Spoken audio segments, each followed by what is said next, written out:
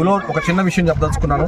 ఈ ఊళ్ళో చాలామంది చూస్తా అంటే చాలామంది పెయింటర్లుగా డైలీ లేబర్స్గానే ఎక్కువ మంది కూడా ఈరోజు ఈ వీధిలో తిరిగినప్పుడు నాకు అందరి ఇళ్లలో కూడా అలాంటి వాళ్ళే కనిపించారు.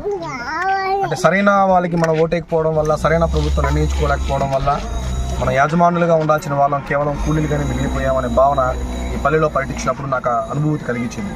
నేను చెప్తున్నాను, యువకులందరూ కూడా ఈరోజు నిలబడ్డారు జనసేన పార్టీ తరఫున. కాబట్టి ఈసారి సరైన అభ్యర్థికి మన ఈసారి గాలి భానుప్రకాష్ గారికి మన యువకుడు ఆయనకు కానీ మనం ఓటేసుకొని గెలిపించుకోగలిగితే మంచి పారిశ్రమలు చుట్టుపక్కల ఏర్పడుతుంది.